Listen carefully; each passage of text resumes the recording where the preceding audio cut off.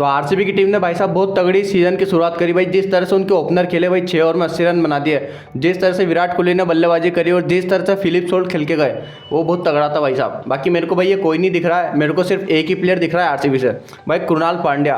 भाई उस प्लेयर ने अगर वो जिस तरह से वो विकेट चटकाए ना, अगर वो विकेट चटकाता नहीं ना, ये मैच आरसीबी के हाथ से गया था। क्योंकि भाई जिस तरह से केकेआर बैटिंग करी थी, जिस तरह से अजिंक्य रहाणे और सुनील नारायण मार रहे थे भाई, मजाक मजाक में वो मार रहे थे भाई, बॉलर आ रहे थे और जा रहे थे भाई, हर ओवर में 10-15 रन 10-15 रन इस तरह से पड़ ही जा रहे थे भाई साहब। लेकिन उन्होंने फिर आके भाई जिस तरह से कृणाल पांड्या ने वापसी करी, क्योंकि पहले ओवर में उनको ही 15 रन पड़ गए थे, लेकिन फिर अजिंक्य रहाणे को आउट किया, वेंकटेश अय्यर को आउट किया, रिंकू सिंह को आउट किया और फिर बाद में सुयश शर्मा ने आंद्रे रसल को आउट किया।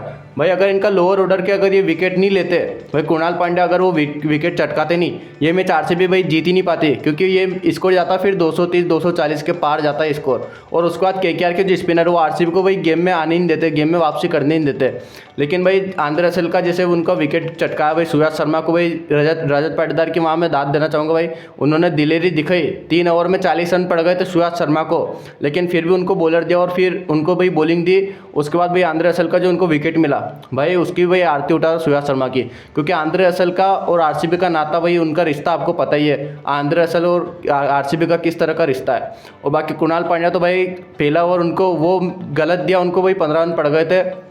जॉस हेजलवुड बहुत अच्छी गेंदबाजी कर रहे थे, वहाँ उनको भाई एक ओवर और देना था पावर प्ले में, या फिर 10 ओवर के पहले पहले एक ओवर और जॉस हेजलवुड से करवा देते, क्योंकि वो मेन पेसर थे और बहुत अच्छी बॉलिंग कर रहे थे। लेकिन चलो जो भी हुआ ठीक ठाक हुआ। बाकी कृणाल पांड्या की भाई आरती उतारो, अगर वो विकेट नहीं चटकाता ना तो ये मैच तो आरसीबी के हाथों से गया था भाई। 10-11 ओवर में तो भाई 120 रन के आसपास कर दिए थे केकेआर ने। और जिस तरह से अजिंक्य रहाणे मार रहे थे, देख के लग रहा था भाई सेंचुरी करके ही जाएंगे, मतलब बिना सेंचुरी के तो मानेंगे नहीं। जिस तरह से उन्होंने बैटिंग करी, उनसे भी कोई उम्मीद नहीं थी। बाकी भी कृणाल पांड्या ने भी वापसी करवा दी। जिस तरह से भाई कृणाल पांड्या का एक सीजन में ऐसा एक मैच आता है जिसमें वो 3 एक विकेट खोल देते हैं, और जिस तरह से भाई उन्होंने बॉलिंग करी है तो उसके तो भाई मैं तारीफ करना चाहूँगा। क्योंकि कृणाल पांड्या से बिल्कुल भी उम्मीद नहीं थी, मेरे को बिल्कुल भी उम्मीद नहीं थी। मैंने तो भाई बोला था कि आरसीबी की वीकनेस ही बॉलिंग है, वही उनकी स्पिन अटैक उनकी वीकनेस है, और उसी तरह से उनकी पिटाई भी हो रही थी। लेकिन फिर कृणाल पांड्या का अलग ही भाई अंदर कोई आत्मा आ जाती है, और वो भाई विकेट चटकाते हैं और आरसीबी की भाई गेम में वापसी करवाते हैं। उसके बाद भाई केकेआर को गेम में आने नहीं देते। और उसके बाद बात करते भाई इनके ओपनर की, तो इनके ओपनर की तो भाई हमने जैसे हमारा दूसरा चैनल है भाई दोस्त के साथ स्लेजर वॉइस करके, उस पर हमने भाई 2 महीने पहले वीडियो बनाई थी ऑक्शन के दौरान बेस्ट ओपनिंग पेयर की। उस पर हमने नंबर 1 भाई आरसीबी की ओपनिंग जोड़ी को रखा था। तो आप लोगों ने बहुत गालियाँ दी थी, लोगों ने बहुत गालियाँ दी थी कि भाई ये आरसीबी की नंबर 1 ओपनिंग जोड़ी थोड़ी ना है, बहुत बेकार ओपनिंग जोड़ी ये है। लेकिन आपने कल देख ही लिया होगा कल के मैच में किस तरह से भाई उनके ओपनर ने भाई बल्लेबाजी करी। भाई 6 ओवर के अंदर 80 रन बना दिए उन्होंने। 6 ओवर तो छोड़ो, 3-3.5 ओवर में 50 रन उन्होंने बना लिए थे, जिस तरह से उन्होंने बैटिंग करी। और अभी तो रुको, चिन्ना स्वामी के मैदान पर जाएंगे ना, वहाँ पे भी ऐसी बैटिंग आपको देखने को मिलेगी इनके ओपनर के द्वारा। तो उस चैनल पे तो भाई हमने स्लेजर वॉइस पर नंबर 1 इसको रखा था। लेकिन आप लोग माने नहीं कि भाई आपने गालियाँ दी कि भाई ये तो बहुत बेकार ओपनिंग जोड़ी है, नंबर 1 वाली तो है ही नहीं, इसको नीचे रखो। लेकिन भाई आपने देख ही लिया किस तरह से इन्होंने बैटिंग करी। उसके बाद रजत पाटीदार की भाई कप्तानी की बात कर लेते तो कप्तानी मेरे को 50-50 लगी। क्योंकि भाई जिस उनके जो मेन पेसर भुवनेश्वर कुमार, वो उनको भाई इंजरी वगैरह थोड़ी बहुत थी, पहला मैच तो खेले ही नहीं। इनके मेन जो पेसर थे भाई जोश हेजलवुड, भाई उनकी गेंदबाजी बहुत अच्छी चल रही थी। भाई सुनील नारायण को तो बॉल अड़ने नहीं दे रहे थे, इतनी तगड़ी उनकी गेंदबाजी चल रही थी। लेकिन उनसे भाई 1 ओवर और करवाना था पावर प्ले में, क्योंकि अगर 1 ओवर और करवाते ना तो सुनील नारायण भाई वहीं विकेट फेंक के चल जाते हैं। क्योंकि सुनील नारायण को भाई पता ही नहीं चल रहा था किस तरह की गेंदबाजी जो हेजलवुड जो है कर रहे हैं। लेकिन वो वहाँ कप्तानी थोड़ी फीकी पड़ी। चलो 6 ओवर तो छोड़ो, 10 ओवर के पहले 1 ओवर और करवा देते, क्योंकि बहुत आंधाधुंध पिटाई हो रही थी भाई, आँख बंद करके मार रहे थे चौके छक्के। लेकिन वहाँ नहीं करवा। बाकी चलो नया कप्तान है, धीरे धीरे सीखेगा। कृणाल पांड्या को लिया है पावर प्ले में, 15 रन खा गए वो ऊपर से। वहीं से सुनील नारायण भाई फॉर्म में आ गए, उन्होंने फिर मारना चालू हो गए वो।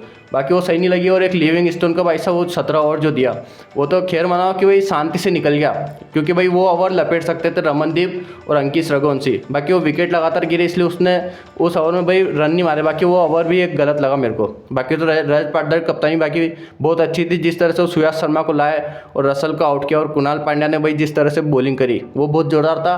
और बाकी विराट कोहली फिलिप सोल्ट की बात करें तो इनकी बैटिंग बहुत तगड़ी थी। आगे भी आपको भाई ये ओपनिंग जोड़ी तो ऐसे ही करते हुए नजर आएगी। ये तो भाई आप बात ही मतलब छोड़ दो। मतलब मैंने भी जो बेस्ट ओपनिंग पेयर बनाई थी उसमें नंबर 3 नंबर 4 पर आरसीबी की ओपनिंग जोड़ी को रखा था। बाकी भाई बहुत खतरनाक ये ओपनिंग जोड़ी है। अब देखना होगा भाई इनके भाई बॉलर में भुवनेश्वर कुमार आते तो किस तरह से परफॉर्मेंस करते हैं, क्योंकि राशिद सलामदार को खिलाया, बहुत तगड़ी पिटाई हुई उनकी। बाकी यश दयाल की भी पिटाई तो हुई थी अच्छी। तो इनकी बॉलिंग में भी थोड़े बहुत बनते रहे। बाकी भुवनेश्वर कुमार के आने से पेस अटैक तो इनका बहुत जोरदार हो जाएगा। स्पिन अटैक पर अभी भी मेरे को ज़्यादा भरोसा आ नहीं रहा है। कुणाल पांड्या ने अच्छा परफॉर्मेंस कर दिया, बाकी आगे भी मेरे को अभी ज़्यादा भरोसा ही नहीं इन पर। बाकी KKR की बॉलिंग भाई पेस अटैक उनका एक्सपोज हो गया है, वही अनुभव की बहुत ज़्यादा कमी है उनके पास, तो उनको भाई उसका देखना होगा। भाई KKR का भी पेस अटैक में अनुभव बिल्कुल नहीं, जिस तरह से वैभव अरोड़ा पावर प्ले में कुटा है, वही अपने स्पेंसर जॉनसन की हमने मार खाई, तो वही अनुभव की बहुत ज़्यादा कमी है। तो KKR के भाई चेतावनी मिल गई पहले मैच में कि भाई आगे उनको क्या सुधारना है। तो भाई देखते अब KKR भाई किस तरह से कमबैक करती है। और RCB ने तो भाई बहुत तगड़ा कमबैक करके दिखाई दिया। किसी को उम्मीद नहीं थी कि भाई RCB वहाँ KKR में ईडन गार्डन में जाके RCB जीतेगी, बाकी RCB ने जीत लिया। अब देखना होगा RCB इस फॉर्म को जारी रख पाती या नहीं, और KKR किस तरह से कमबैक करती। बाकी आज के मैच है भाई सब राजस्थान और SRH के, उसमें आप कमेंट करके बताओ कौन जीत रही है। मुझे तो लगता है भाई SRH जीतेगी। और जो एल क्लासिको है मुंबई और चेन्नई का, उसमें भी आप कमेंट करके बताओ कौन जीत रही। उसमें मेरी भाई CSK, मुझे लग रहा है CSK जीतेगी। बाकी आप कमेंट करके बताओ कौन जीत रहा है मैच में। बाकी चैनल को सब्सक्राइब जरूर करके रखना।